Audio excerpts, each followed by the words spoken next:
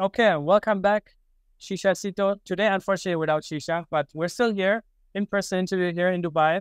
I'm here with David, founder of Babylon Chain or Babylon Chain. We have to figure out how you pronounce it.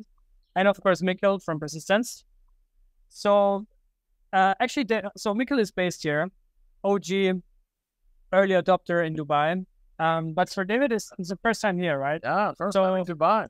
What's your what were your expectations? How do you feel? What's the vibe like? And what do you think of Dubai so far? Oh, Dubai in my mind is like, I came from Hong Kong originally, from Hong Kong. Dubai is like Hong Kong in the desert. Yeah, it's true. A lot of high-rise buildings. A lot of high-rise, business, modern, very business. It's great to be here. Weather's perfect. Yeah, that's good to hear. Bullish. You've been here. Yeah, that's true. In summer, it's crazy, too hot. But you've been here for how long? 2 years? Almost 2 years now. Okay. I live in Dubai. It's perfect for business. It's nice to be.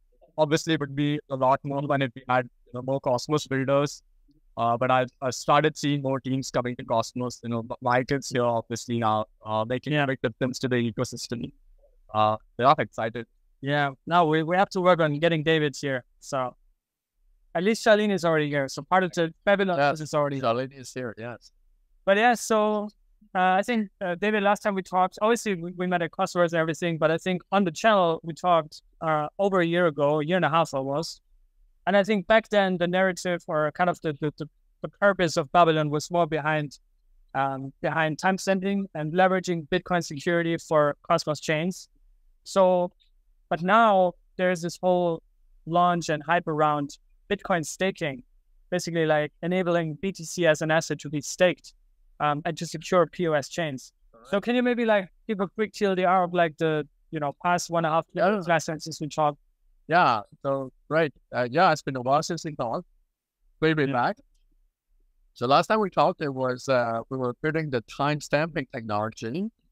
So now we're working on, in addition to time stamping, Bitcoin staking. Our vision has always been to extract the security of Bitcoin. We think of Bitcoin, the chain, the most valuable resource it has is security. However, we find another dimension of the Bitcoin chain, which is even more powerful than the timestamp. There's a timestamping server.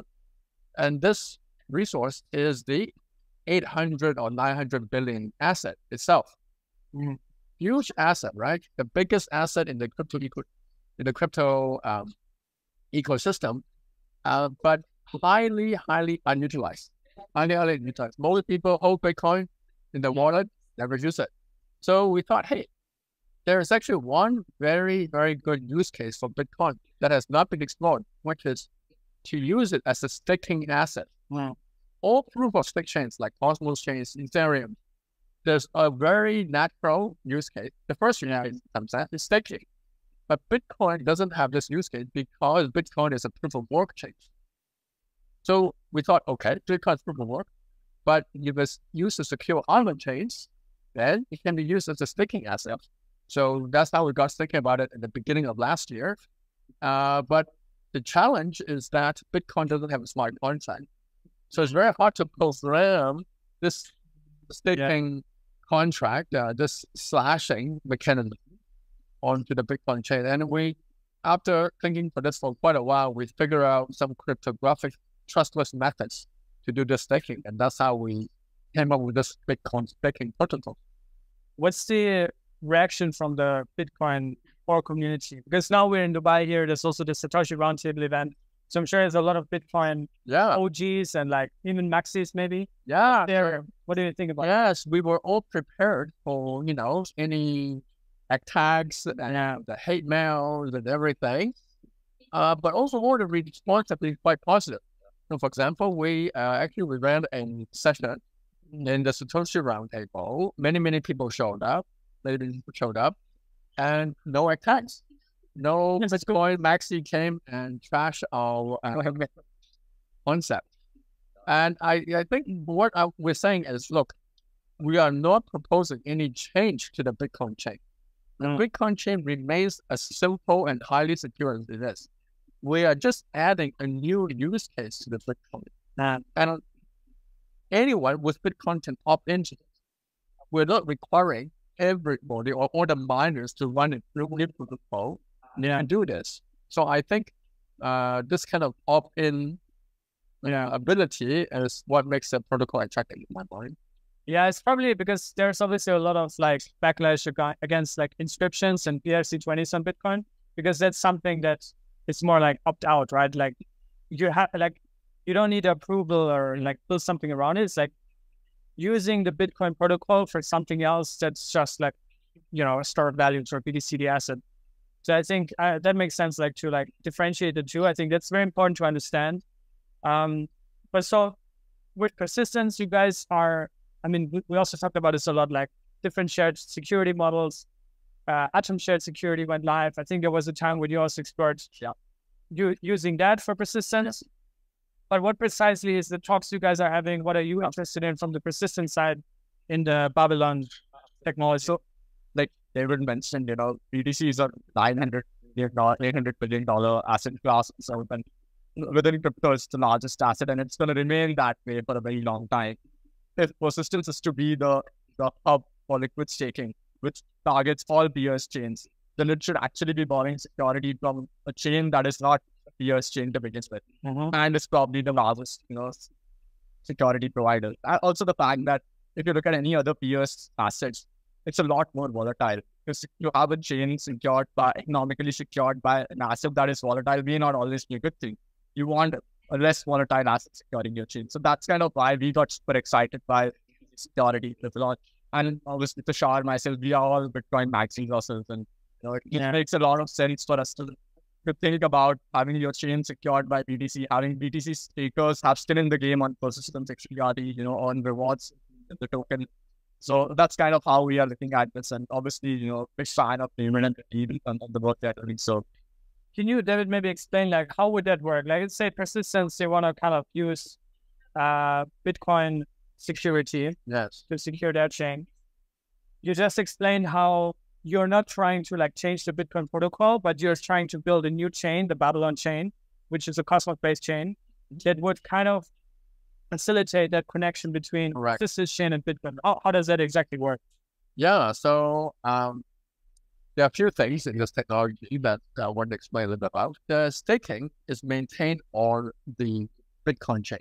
Now, if you remember, there was this concept called the mesh security concept, proposed by Sunny and a few other teams. This is roughly of the spirit. Okay, that is, the staking is maintained in the so-called producer chain, which in this case is Bitcoin. The consumer chain is, in this case, persistence. So persistence get to view this contract, and based on this contract will assign voting power to the value. Now, persistence also probably have a native yes. So this will be some kind of dual token model where the security is going to be a combination of the native token and the Bitcoin asset that's Bitcoin chain. Okay. So it has to go both ways, or saying that security is basically where you like you can do it both ways, right? It's like a bilateral kind of relationship. So not here. So mesh security has multiple concepts associated. That's the analogy I'm drawing is only that the contract that maintains how much security is given by A to B is actually sitting on A. So in this case, sitting on Bitcoin. So any slashing event happening on B will be translated into a message that is sent to chain A, Bitcoin, that'll give you the slashing. Okay.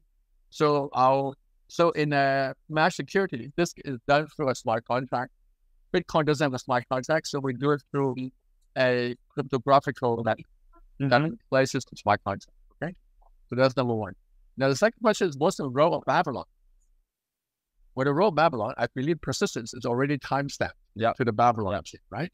By timestamping to the Babylon chain, you also get a timestamp on the Bitcoin chain. So the timestamp is super important because it allows the synchronization of persistence with Bitcoin. Any security sharing method needs a timestamping, needs a synchronization, because otherwise you can unstake from chain A. Chain B doesn't know about the unstaking, and now the staker can attack chain B and it cannot slash it anymore as it already unstaked. So the synchronization is needed as it shifts through the Babylon timestamping. That's how these two protocols sit in. A lot of people are also like obviously concerned around like what are the risks here in this system, right? Like, is there any systemic risk? But it sounds like for Bitcoin, there's actually no risk at all. And because it doesn't also change the protocol. Yes. For the persistent chain, it doesn't sound like there would be a risk either. So is there any risk on like the Babylon chain, or how is like the kind of parameters set, because you also talk about slashing and those kind of things? Yeah. So for the Bitcoin holder, right? Yeah. To earn. So why did they want to do this, first of all, right? They want to do this because they want to earn yield. Yes. In this example, that will happen. Persistent chain will be the chain that provides the yield. Now, of course, with every yield opportunity, there should be risk associated with that.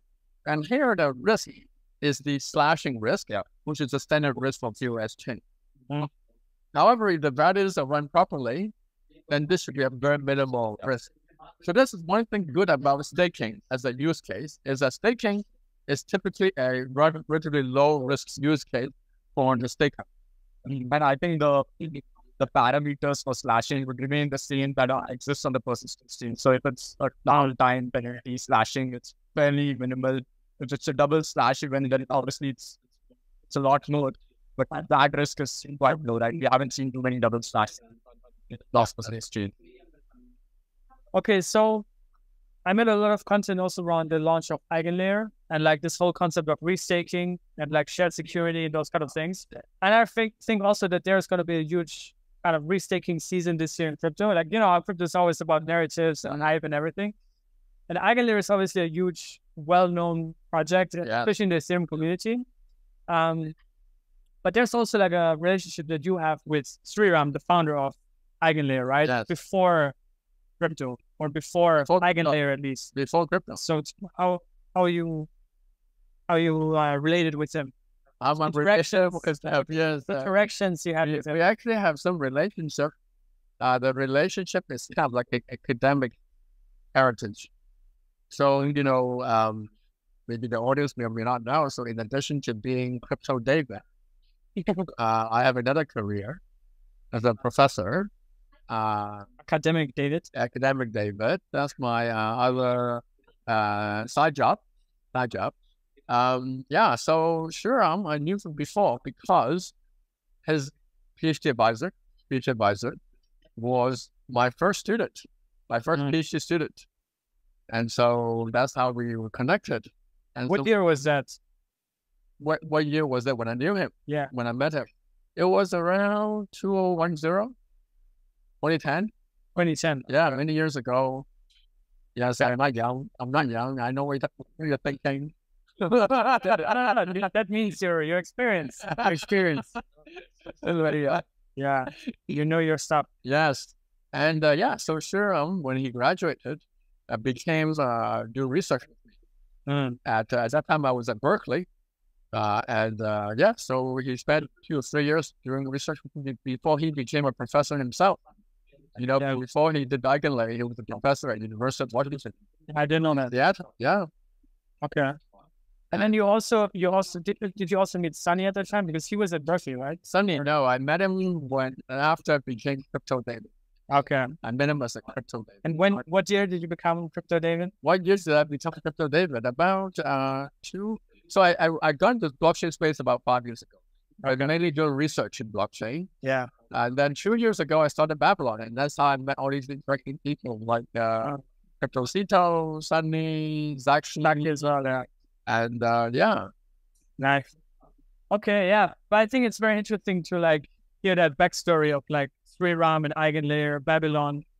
You also hosted the Shared Security Summit last year together. Yes. Yeah. So that's cool. And here we are. So EigenLayer is going to be big. Babylon is going to be big. There's other forms of restaking shared security.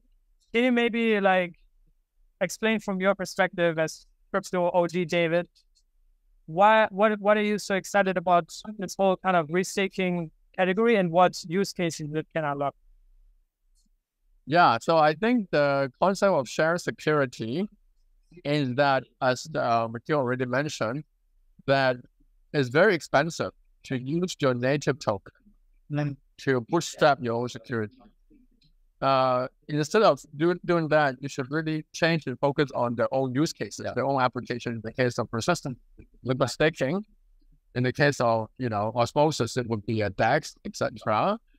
And leave the staking to kind of much bigger assets like Ethereum in the case of EigenLayer, Bitcoin in the case of Babylon.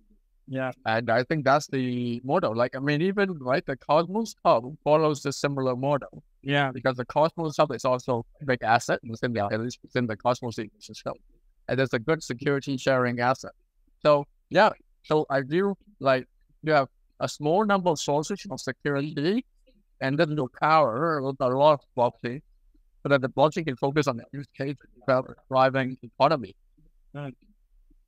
So what are you with persistence like mostly interested in? Is it like to just boost your security for the chain so you can focus more on the liquid staking kind of application, or what's the main?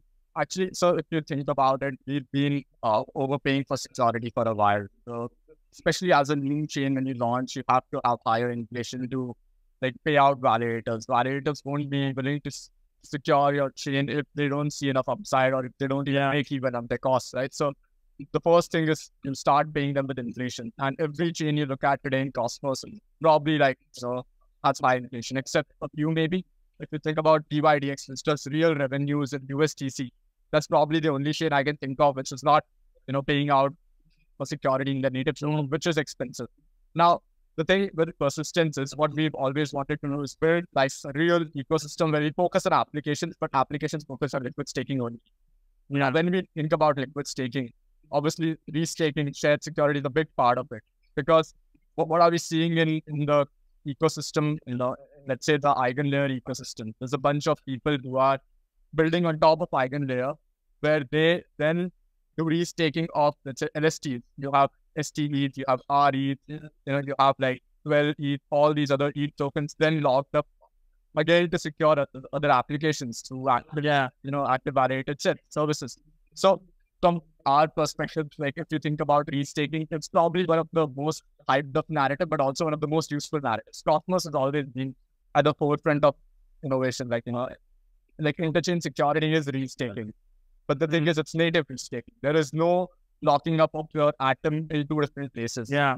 But you can actually have restaking with Cosmos, which is more liquid, where you have STK atom, which is obviously staked on the Cosmos Hub, but is then locked up to secure other chains. So that's a possibility within Cosmos that we see. You have Celestia, you have some really high market cap assets now coming into Cosmos, which can actually Babylon across, and absolutely we want to do liquid staking for Babylon as well. So okay, so what you're saying is basically what you are also planning to like position persistence maybe is also to enable kind of restaking for liquid stake assets. I mean, the reality is we've always talked about building up staking economy. Yeah. What does that liquid staking economy look like without restaking, right? Restaking is a big part of the liquid staking category. Yeah, exactly.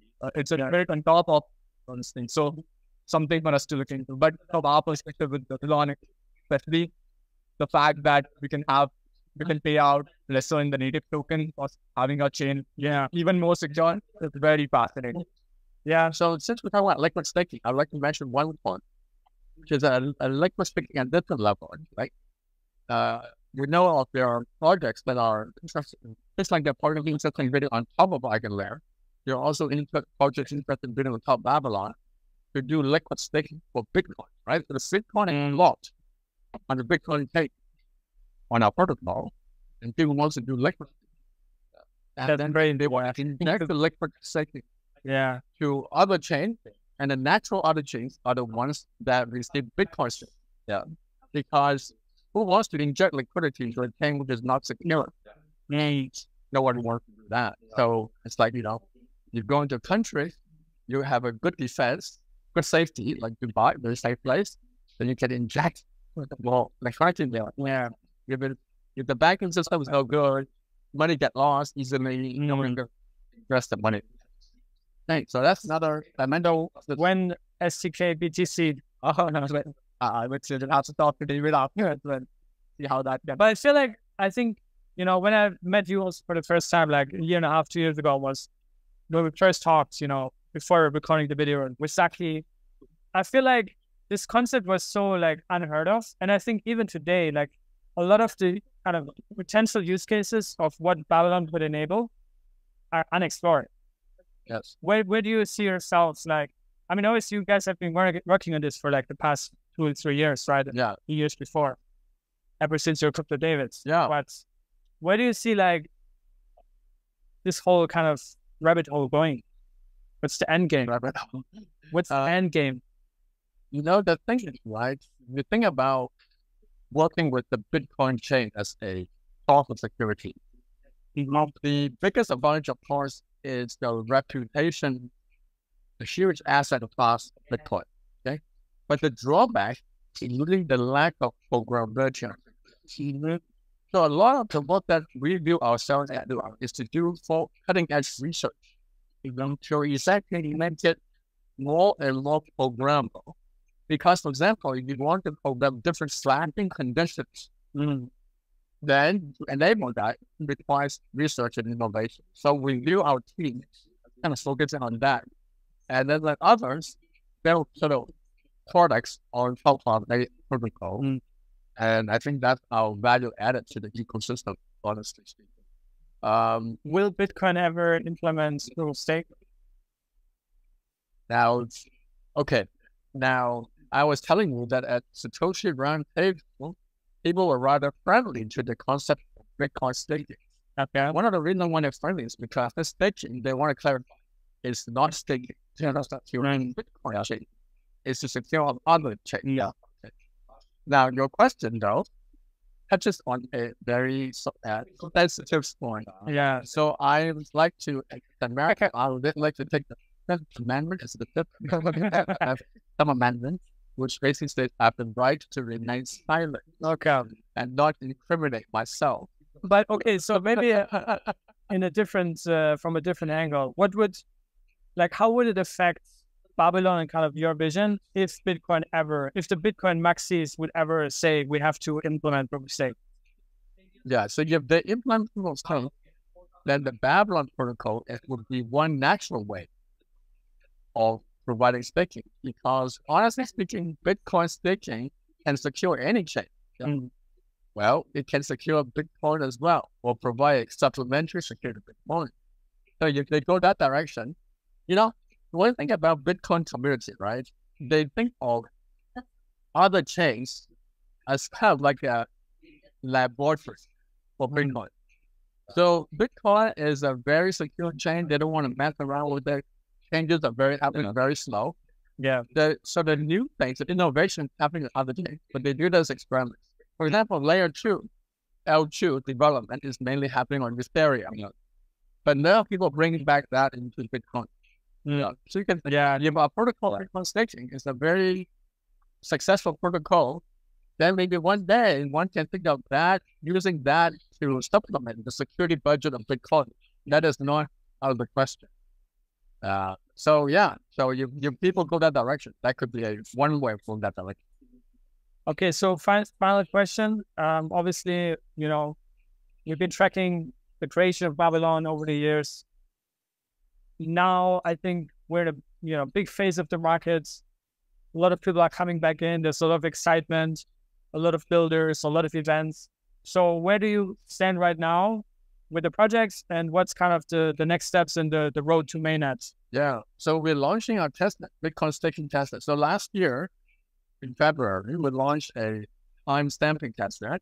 Right now, we have about 45 chains, Cosmos SDK, more precisely IBC-enabled chains connected to us. So now we are going to launch the Bitcoin staking testnet, and over the next few months, we hope to integrate some of these chains like persistence into the Bitcoin staking testnet to enable Bitcoin staking in this testnet. And so mainnet launch will we're working towards that. Yes. Now, what's like the rough time to give a time frame? It's in a recorded event. Yeah. Is but like Q3, 4. Yeah. What are we talking? Okay. So here we can learn a little bit from EigenLayer. Okay. So EigenLayer launched mainnet, but they have multiple phases of mainnet. In the first phase, they basically only lock up the ETH. Yeah. That's it. Okay.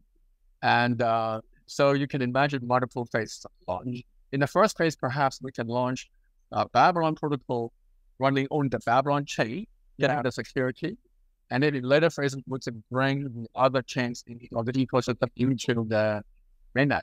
So multiple ways. And what's the phase of the token launch? That's the phase everybody wants to know about. Yeah, token launch. Because Babylon is so architectural wise, it's a sovereign Cosmos layer 1 blockchain, right? And that means it will have its own staking and its own native token, which is used to secure the Babylon chain, right? Yes. Okay. So it will be a dual staking system. The testnet is a dual staking system. It will be just like what persistence.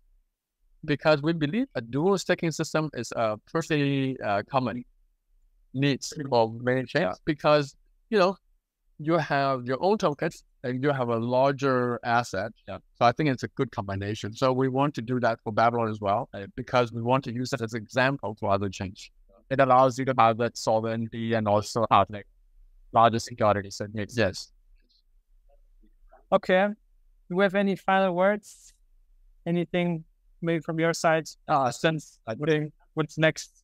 Like I mentioned, we've always been operating within the staking domain. For us, it's about, like David mentioned, right? Some of the other assets, other chains, they can actually move fast, innovate faster. We want to innovate on the liquid staking economy side and really try and do exciting things that you can do with liquid staked assets. Not just limiting to liquid stake tokens issued by P-Stake, but rather also by, let's say, Milky Way, Stride, and all the assets that you see within Cosmos. Our priorities lie within the Cosmos ecosystem. We are an IDC first team. So we'll keep innovating within that space and do exciting things with liquid stake tokens. Right. Yes. Looking forward to it. Thank you so much. Yeah. It was good. Good to see you again. All right. David. Thank you. All right, Michael.